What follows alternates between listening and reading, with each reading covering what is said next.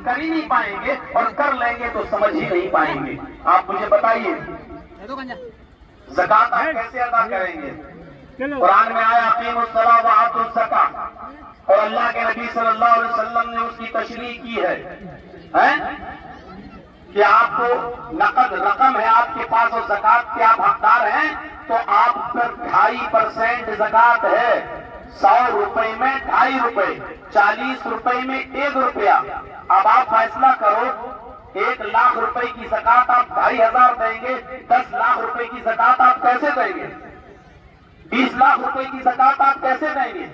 आपके पास 5 तोले 5 भरी सोना है और आपके पास 5 भरी सोने का पैसा भी मौजूद है, रकम है और उसके आप मालिक हैं और उसके ऊपर 1 साल गुजर चुकी है, तो आप दोनों को कैलकुलेट कैसे करेंगे? जब तक आप मैथ नहीं पढ़ेंगे, जब तक आप मैथ नहीं पढ़ेंगे तब तक हिसाब किताब आप कैसे निकालेंगे? इसलिए जो इल्म दीन हासिल करेगा उसके लिए जरूरी है कि वो दुनियावी इल्म भी हासिल करे। इल्म दीन को बगैर दुनियावी इल्म के हासिल किए हुए नहीं सीखा जा सकता और समझा जा सकता है।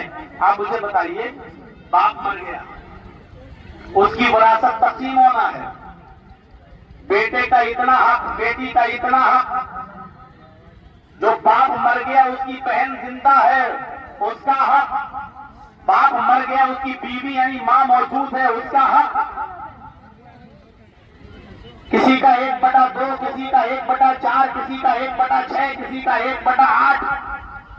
आप गौर करें, ये सारी विरासतें बटों में तकसीम हो रही हैं। आप इल्मुल फराइज पढ़ेंगे, मीरास विरासत कैसे तकसीम की जाए, जब आप इसका इल्म हासिल करेंगे तो आपको दुनियावी इल्म हासिल करना ही पड़ेगा। बगैर दुनियावी इल्म हासिल किए हुए आप विरासत कैसे तकसीम कर सकते हैं? बाप ने छोड़ा तो उसकी विरासत कैसे तकसीम होगी? 1/2 कितना हुआ, 1/4 कितना हुआ, उसको स्क्वायर फीट में तकसीम किया जाए तो कितना हुआ? तो जब तक आप इल्म दुनिया हासिल नहीं करेंगे तब तक आप इल्म दीन को भी आप सही तरीके से समझ नहीं पाएंगे।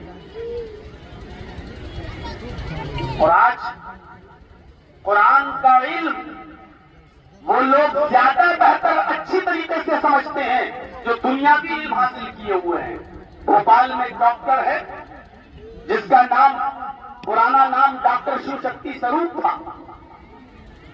उसने कुरान पढ़ा और कुरान पढ़ने के बाद वो इस्लाम